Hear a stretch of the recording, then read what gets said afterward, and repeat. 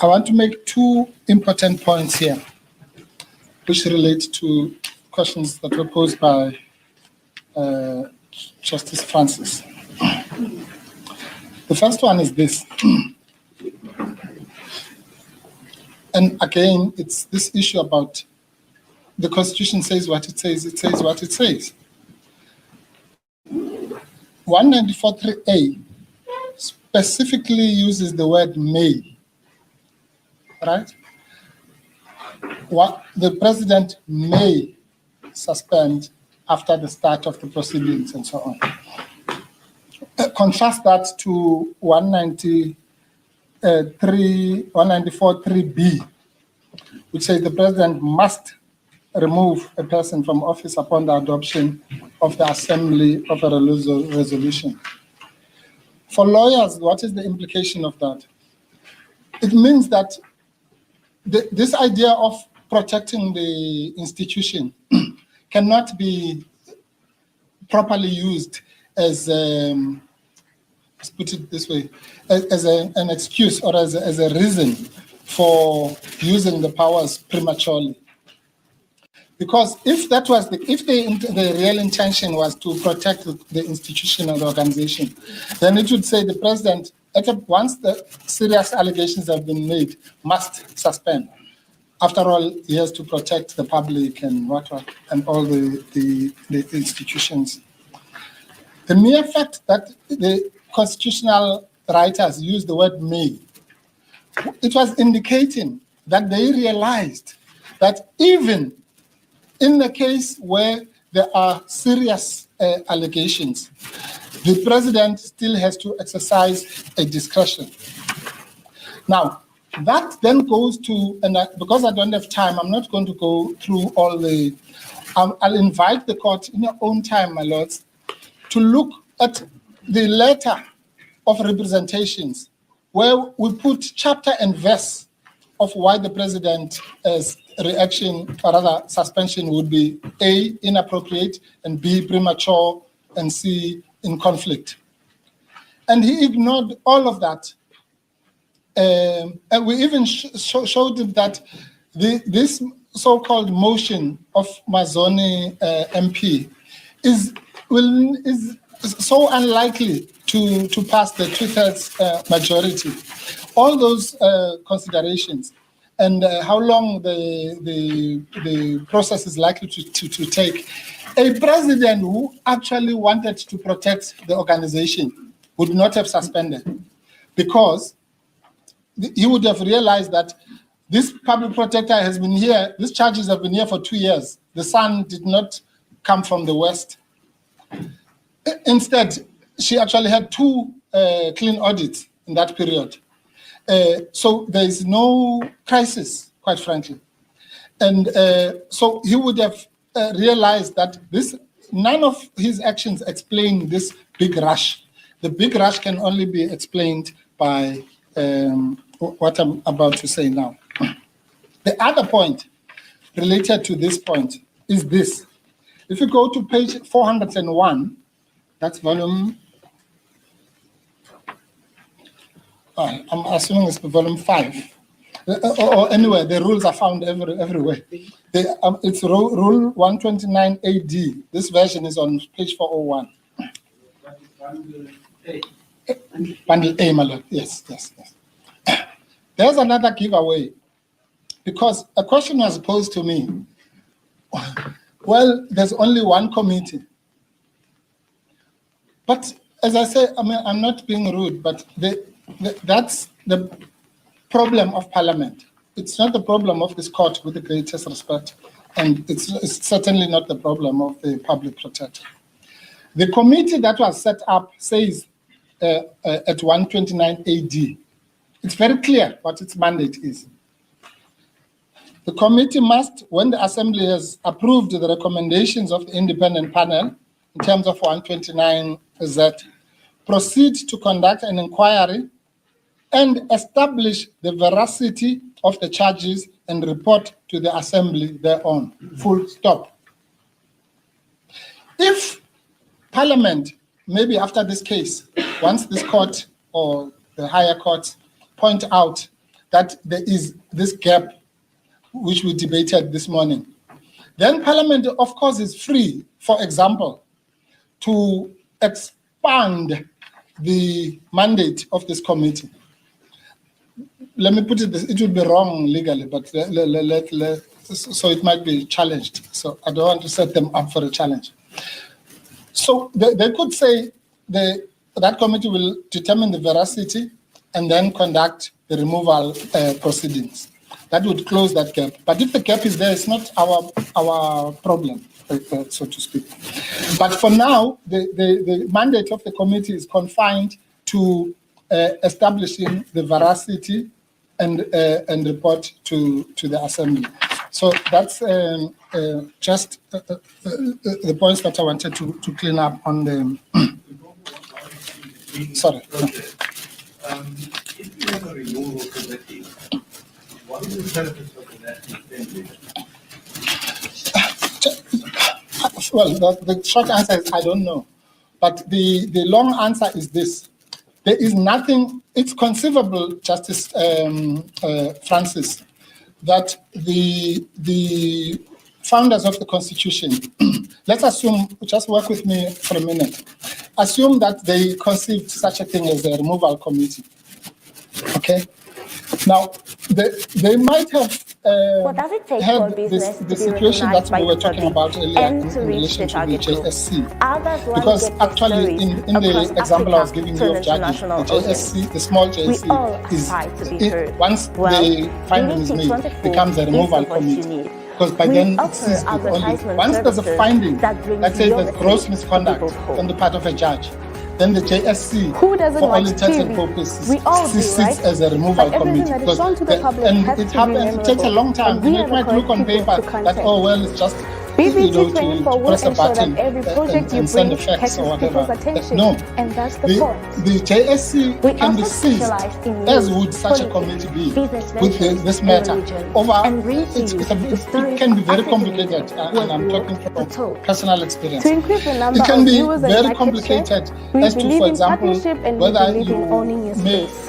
Get up, take charge and lead your way. We are leading horse. For more information, send us an email on info@bbt24.co.za.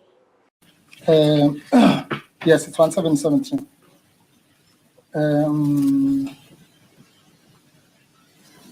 Yes, the President, on the advice of the Judicial Service Commission, may suspend a judge who is the subject of a procedure in terms of subsection 1.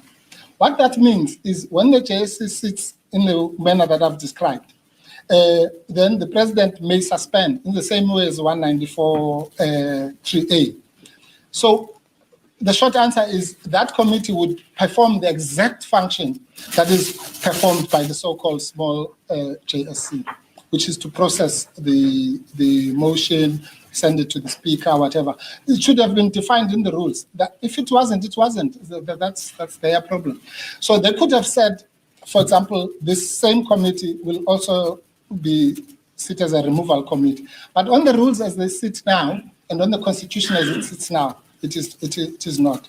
And with the greatest respect, the question is, really, it's a conceptual problem. Because you have to look at it this way. You have to almost assume that there were rules, and then there was a committee, and then the Constitution was written, knowing that there is a committee. But it's actually the other way around. 23 years later, the rules were written. So if the rules don't speak to the Constitution, that's a problem that the court cannot resolve. Because if the Constitution conceived of such a thing, let's say the Constitution conceived of an appeal from this committee that's sitting now, and it says you can suspend after the appeal, but the rules don't have an appeal committee. The court can cure that by saying, oh, well, we'll just use this one that we have, this committee, when they failed to actually constitute an appeals committee. And I'm using that example just for emphasis. But the crucial point is that the word may is a giveaway that even if all the conditions were met, the President doesn't have to, there's nothing compelling him to suspend. Nothing. And just on that, I just want to be sure that I understand your argument correctly. In other words, if your alternative argument to be accepted, the constitutional power for the president to suspend, if I understand correctly, in this case, will have only been triggered after there was a formal commencement of the proceedings. Absolutely. The case will be that, you understand, the The 11, yes. On the alternative, that's correct, Justice Lukuli. If on the alternative arrangement, argument, assuming I'm wrong on everything else, the commencement would have been on the 11th. But the giveaway is that then both the triggering of the 17th of March and the 9th of June fall before the 11th. So still the suspension would be unlawful. Yes, now, on the interpretation, on the interpretation level, the commencement of the proceedings, of the start of the proceedings, you understand correctly, it will mean the formal commencement Yes. of the proceedings, not necessarily the federal of the matter to the Congress. Absolutely. What we call, remember in Part A, we call them administrative. Yeah, like those meetings where they meet and say, let's do scheduling and so on. Those cannot, the constitutional writers' role really could not have thought, well, if you just meet and say, okay, are we going to meet in room 25 or in room 26? They call that, that's a point at which such a big constitutional matter must happen. It must mean something which has juridical value, which happens where the guillotine falls somewhere. And firstly, it must be known and knowable, not this fuzzy stuff that we're getting. But secondly, it must be, it's like saying, in fact, I wanted to make this example to Justice Nuku before tea. When they were saying, well, they're saying no, maybe, it's like saying you can only vote when you are 18. There's a date.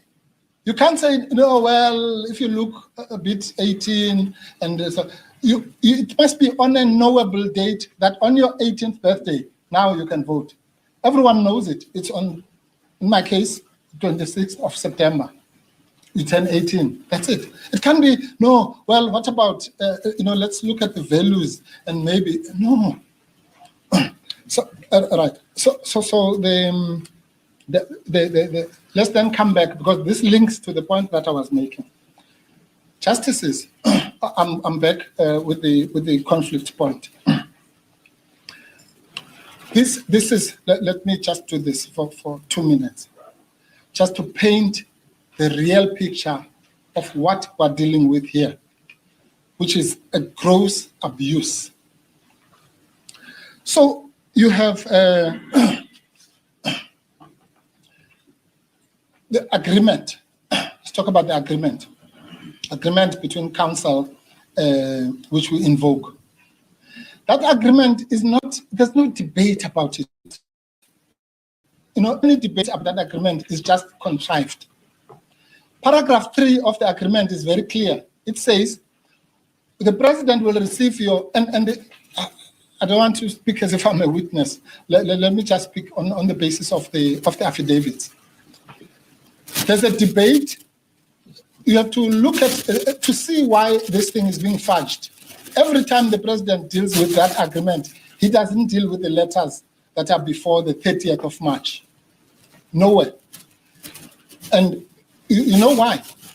Because in the letter of 30th of March, or rather of 25th of March, he said, I will not suspend until the outcome of Part A, provided the matter is heard on the 26th of April.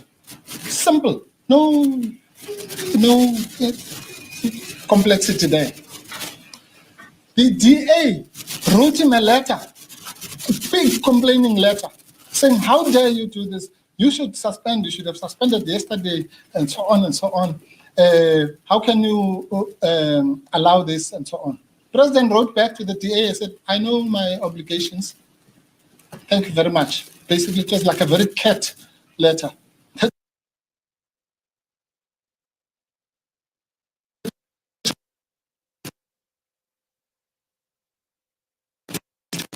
So the 26th of April, which was supposed to be the start of these proceedings here, is moved to the 18th of May, okay, for issues that don't concern us now. So all we were saying, we then say to them, let's restore that agreement so that you can only suspend, if you have to, after the outcome. So that's why that agreement, the SMS, the WhatsApp, is on the 20th of May, because it's the day after we were here. I stood in this very spot and I said to Justice Erasmus, because I was rushing for an aeroplane. So I said, my lords, because we don't have a lot of time, I was going to address you about making an interim arrangement, a holding arrangement, because the justice said, we know this thing is urgent, we might even just give you an order next week, and so on and so on. So I said, I was going to address you to make an arrangement. And I said, you'll see in that transcript, I said, but myself and my learned friend, Ms. Pillay, have been working well together. I'm sure that I don't have to address this now. We will have some arrangement outside. And the matter was left on that basis. That's the 19th. I moved from here, took an aeroplane, gone to Joburg. 8 o'clock, you'll see that message, 8:05, to council to say, let's have that arrangement about holding until the outcome of the. And then it comes back with a counter, which is what is in there. And it's okay, it's conservative, but it's understandable. They say a very simple thing. No, give us the representations. The president will then consider whether to make any undertaking. And he will come to you and advise you if he's making such an undertaking. If so, he will tell you the terms thereof. So I talked to the client, she's happy, no problem. Because this is clear, the reason we want that window is so that if there's a threat of a suspension, we can go to court if we have to or whatever.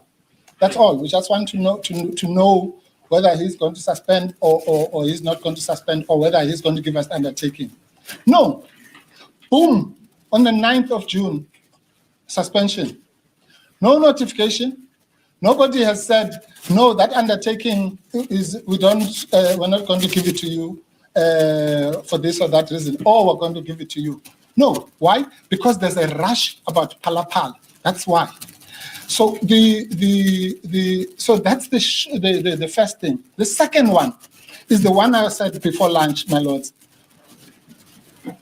Ooh, with all that background, at some stage, and I admit that the undertaking kept on changing shape and getting more and more conservative. I'm not there. But one thing that is sure is that at some stage, somewhere in March, they were prepared, and that's why the DA had to scold them, to give an undertaking until the outcome. They knew the importance of that word, until the outcome of the proceedings. In fact, for all the criticism that I've given to the Part A judgment, there's one paragraph that is good there, at least. It says at paragraph 14, praising the president. As accommodation, the third respondent, that's the president, agreed to delay his decision. You'll find that on 250. Agreed to delay his decision on whether to suspend Advocate Mkhwebane, so that she would be presented with an opportunity to challenge his right to do so. It can't be clearer than that. If she was going to be given an opportunity to challenge his right to do so, and also the right to proceed with the impeachment inquiry, then surely it says what it means and it means what it says. So, but the point is this: who in this country has a right to give the middle finger? I can't put it any more polite than that, to the courts, and say, I know there's going to be a judgment. I know there's a challenge. I was a party to those proceedings. But you know what? I don't care what the court is going to say. I'm just going to do, if we can allow that in the name of whatever, I don't know, that any party must say, if the president, no less than the president, can say, the court is seized with this matter, I know it's coming, and I say again, let's grant him, let's say he didn't know that it's coming tomorrow. Let's say he just knew that it's coming urgently. I know that it's coming soon, but I don't care what the court says, I'm suspending. As lame as a chain. Who does that? Who does that? You know, and if we allow that in this country, for anybody, then we're on the road to nowhere. Now, the president doesn't stop there. He breaks his own agreement. He breaches Section 165 of the Constitution, which says the courts must be respected.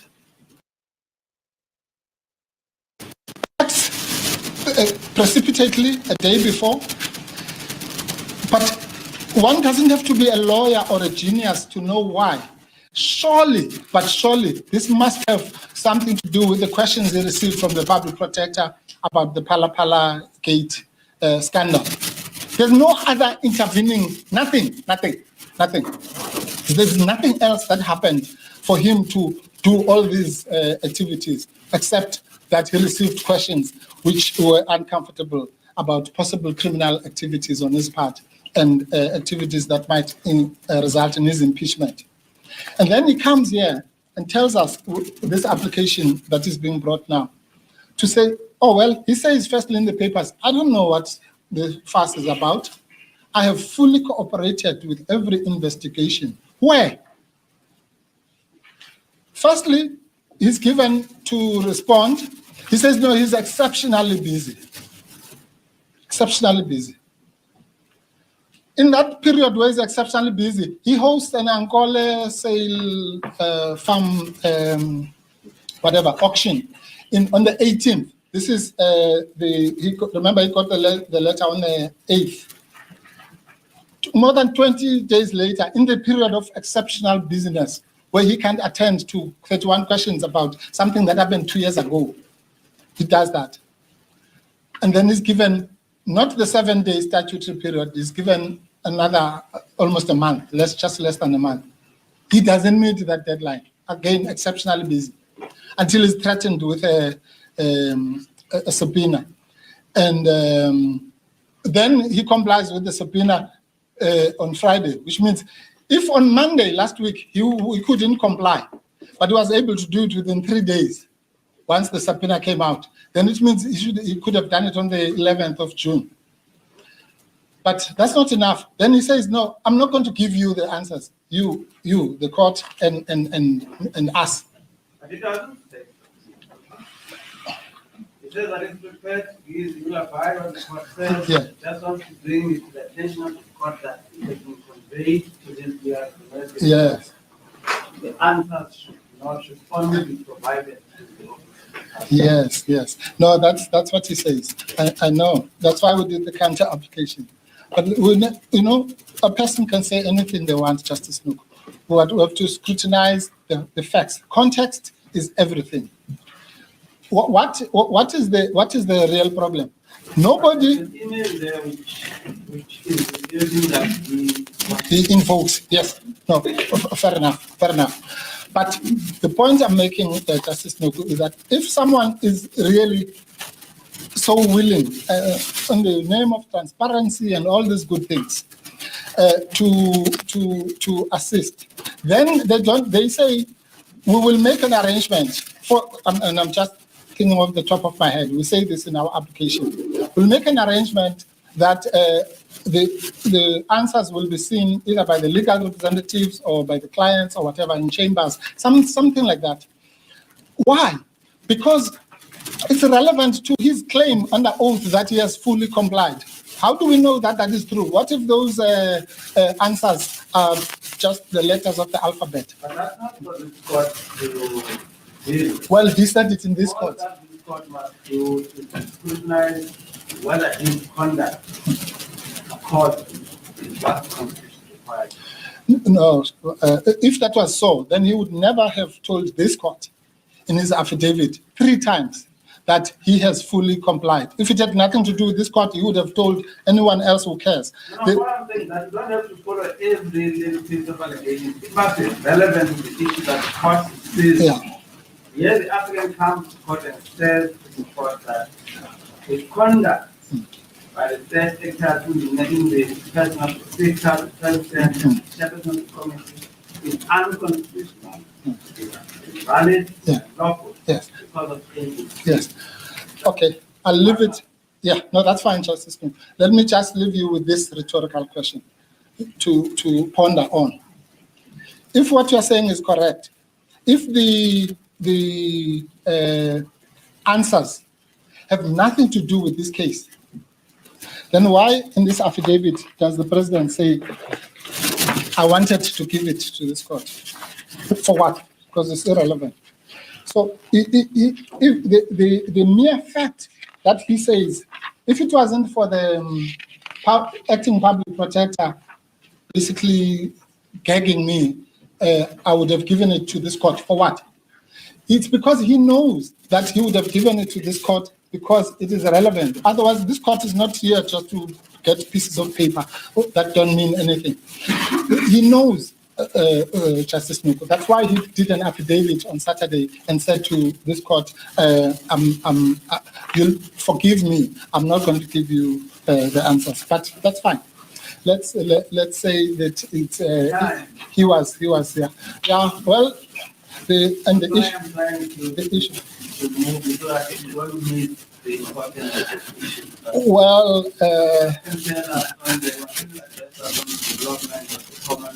yes. Section 7, Rule 7. I keep on calling it Section 7. Yes. Anyway, look, the point is quite simple. If there is no other explanation except for the conflict for breaking the agreement, for breaching Section 165, for being in contempt, and really, at some point, we must not underestimate the intelligence of the public, because the public knows that the person got answers, questions on such and such a day. 24 hours later, they suspended the person, and a few days later, they were stuck without being able to give answers. So it's unless if there's another explanation, maybe it will be given. Then it is clear that the Pala Pala Farmgate issue is a source of a disqualifying conflict of interest on the part of the president himself. There's no two ways about it. It's the biggest problem that he's facing, and it is the author of the 31 questions cannot be expected to be subjected to the neutral decisions of the person that they were investigating. Then the other reference I want to make is at page 1079. That will be volume 11 of Part A. I won't develop this. It's just the cover page of the unsealing of the CR17 cases. You'll see that it says Economic Freedom Fighters versus Matamela Cyril Ramaphosa, first respondent, and then 1079. And then the president somewhere makes it look like he's just a peripheral party. But at 1084, you'll see the judge actually summarizes the first respondent's argument. First respondents admitted the CR17 campaign has ceased to exist, and so on and so on. It was a private political matter. And this is the problem when you try to escape and something that's inescapable. Remember, in section 96.2 says, the president says, but these are all my official duties, there's no private matter. But here in this case, he says, it was a private political matter. So bringing himself directly into the clutches of section 96.2. The common law issue, again, is simple. I'll do it like this in shorthand, Justice Luke. We are saying, we accept that the law as it stands, especially since the introduction of the Superior Courts Act, and read with Rule 45A, is that when you, unlike in the case of an appeal, when you appeal, automatically the judgment is suspended, right? And it doesn't matter, and again, we tried to explain this to the previous court, it doesn't matter if your appeal is good or bad or indifferent. Default position. That's it. It's the default position, the mere invocation, because that court was saying, no, but you'll see, they say it was 0 to 0 or whatever. No, it doesn't matter what the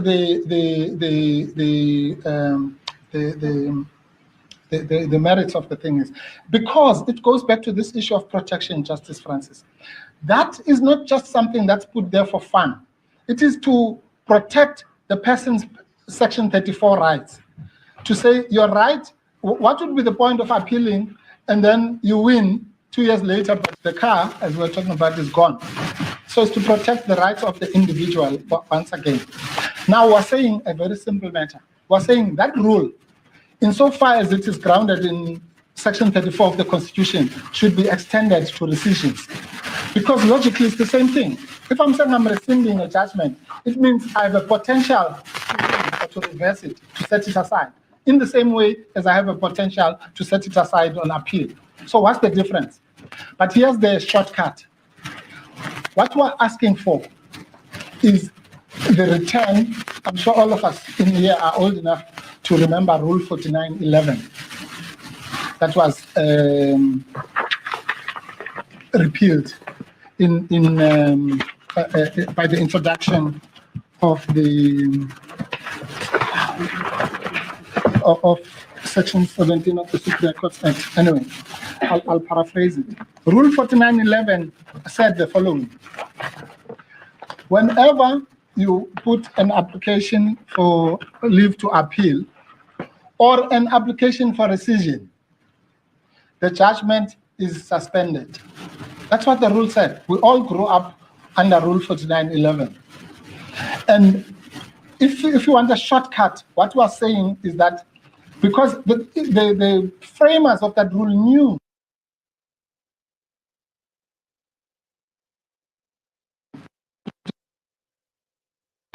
awaiting a judgment on appeal or someone awaiting a judgment on rescission.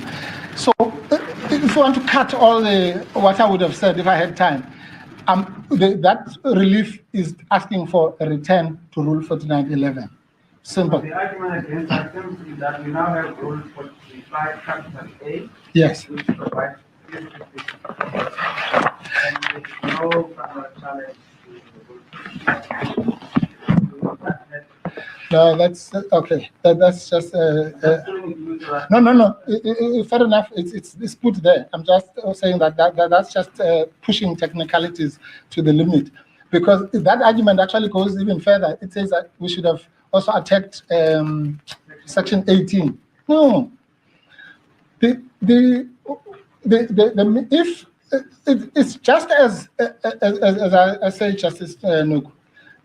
By the mere promulgation of Section 18, for example, that basically killed, quote unquote, Rule 4911, because now the bar was lifted to only appeals and rescissions were relegated. All we are saying is that if the adjustment of the common law as we propose is accepted, then Parliament will do what it has to do. The rule makers will do what they have to do. That's how these things happen.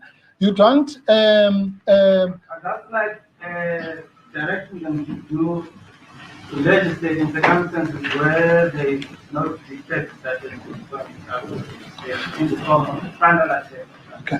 Okay. I think that's the gist of the defense. Yes. Well, yes, I understand that, Justice Nuku. The point I'm making is that the attack that we have mounted on the, remember, all these things emanate from the common law, but the common law itself must be interpreted in terms of Section 39(2) of the Constitution progressively. I'm just using shorthand. It must be interpreted for a country which respects human dignity and so on. That's the fundamental issue. Does the rule as it stands, which differ, it's almost like if these were people, you'd call it an equality clause. Does a rule that discriminates, quote unquote, between an appeal and a rescission meet constitutional muster when the fundamental issue is the same? Remember, what we're saying is that we develop the common law. That's what we're saying. We're not saying attack what the rule this or rule that or rule that. We're saying you must develop the common law to accommodate this unfair discrimination, quote unquote, between the two things that should be treated similarly. Once that common law is developed, we didn't come here to say strike out this or that. It follows that once a court of law says that this discrimination between these two sections is unconstitutional, offends Section 34 of the Constitution, then everyone, all of us will have to do what they do. What is it called? The Rules Committee will do what it has to do. The Parliament will have to do what it has to do. The job of this court is simple and must not be complicated. It is not to draft some rule. It is to develop the common law, as it is enjoined to do in Section 39(2) when it does an interpretation, and as it is permitted to do in terms of 173 of the Constitution. That's it. But does that not offend against the finality of life? Does that not contribute Yes. the finality of Thank you, Justice Lukulin. Yes, the question is no, it doesn't.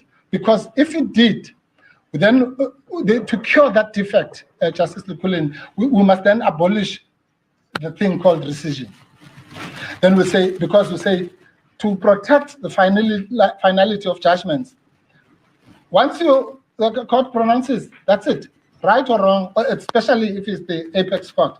You can say you can appeal and appeal, but at a particular point, that's it. If that's what the mischief wanted to cure. But no, the answer, therefore, to your question is no, it doesn't. Because if it offends the finality of judgment, then similarly, it must offend in terms of appeals. Yeah, and it's a simple issue of saying, as I say, let's return to the position that we all grew under of equating, to be honest. Rule 4911 equated the rescission and appeal in respect of the automatic suspension of the underlying judgment. That's it, nothing more, nothing less. And we do that because that is affecting us, basically, directly, in this case. Because if what was pending now in the Constitutional Court was an appeal, nobody sitting here would quibble about the fact that the Parliament and all sorts of places. They would know. But simply because it's a rescission this time and not an appeal, they feel that they are free to do what and they are, because the common law has been wrongly, or rather has not been developed fully to accord with this book, which is Section 34 of the Constitution. That's why they are able. There would be, if there's an appeal, there would be no inquiry going on now. There would be, all this debate would not even take place. In fact, after all, that is what the Deputy Speaker, Mr. Tsinodi, did. As soon as there was an appeal, he, of his own volition, without us having to bring a Section 18 application. Yes, Mr. Tsinodi, without us making a Section 18 application, voluntarily suspended the proceedings. Now let me move to quickly, if there's any need, to the Rule 7. The Rule 7 is a non-starter because it seeks to attack the right of Sianeho attorneys. Remember, the thing about withdrawing the application is gone now. So we just talk about whether the attorneys are empowered, which is what Rule 7. I don't quite understand it because there seems to be no question about them drafted initially. And now all of a sudden, in the middle of litigation, what is happening? Yeah, nothing. So perhaps it's very fast. Yes. I'll deal with it in reply. It's safe to say this, my lord. In Erasmus, it's explained. It seems to be nothing more than to connect with the tower. Because when she was suspended, it was on terms that she would retain all Yes, benefits. absolutely, And it's not one of those benefits. of course. And now to want To strip her. No, it's the indignity of it all. All these actions is to try and humiliate. coming from state actors, the Yeah, maybe they'll explain better, but it's part of the campaign to humiliate and make sure that she is put out there to hang and to look like a person who is abusing state resources, because these documents are in their possession. And to invent this thing called the PPSA, or the Office of the Public Protector, or to latch onto the judgment, which is clearly wrong, at paragraph 77, which says the applicant here is the Office of the Public Protector. And then my learned friend says, yeah, look, if judges say that stare decisis, Any other point you want to make? if the court can just literally give me 1 minute just to make sure that I'm not leaving out anything that's crucial, so that in fairness, my learned friends can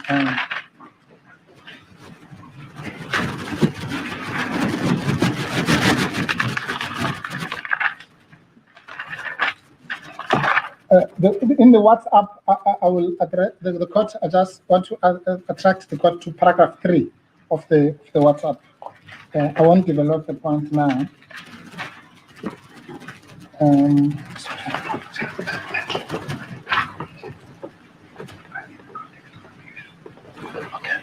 The agency looks like it's not going to be an issue, but the abuse of court point is going to be pursued again by state actors. Thank you, my lord. If there's anything that I violently want to introduce, it will be obviously subject to my learned friend's right of reply. But those are our submissions, my lords, and I just want to round it off by ending where we started.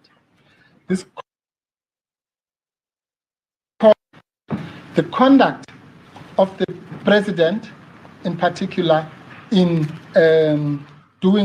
abdicating his powers, passing the buck to the speaker, acting in the way that we have catalogued in respect of the interpretation point only.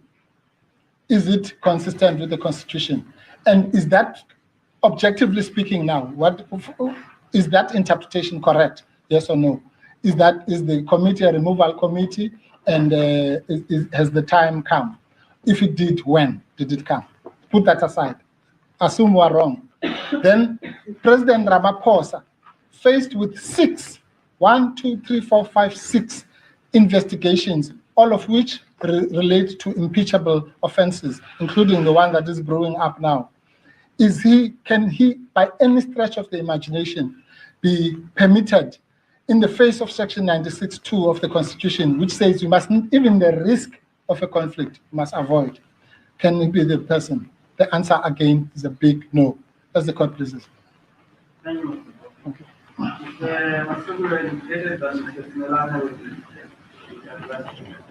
That's correct.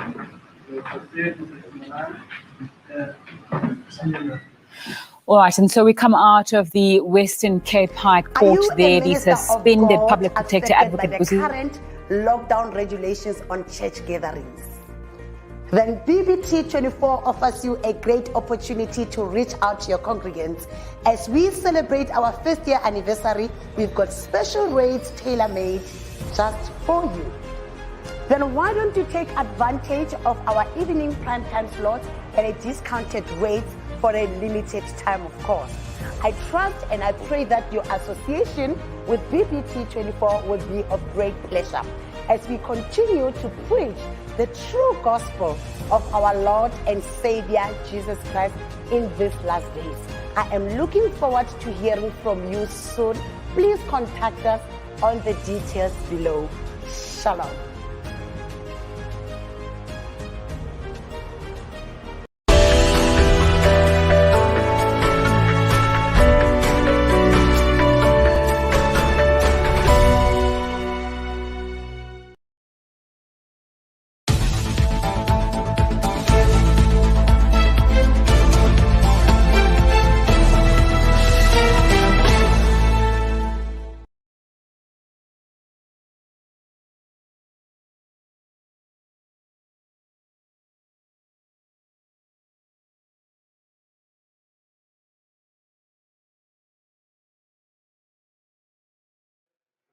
What does it take for a business to be recognized by the public and to reach the target group? How does one get their stories across Africa to an international audience? We all aspire to be heard. Well, BBT24 is the voice you need. We offer advertisement services that brings your message to people's home. Who doesn't watch TV? We all do, right? But everything that is shown to the public has to be memorable, and we are the correct people to contact. BBT24 will ensure that every project you bring catches people's attention, and that's the point. We also specialize in news, politics, business ventures, and religion, and bring to you the stories of African leaders who have walked the talk. To increase the number of viewers and market share, we believe in partnership and we believe in owning your space. Get up, take charge, and lead your way. We are leading horse. For more information, send us an email on info@bbt24.co.za.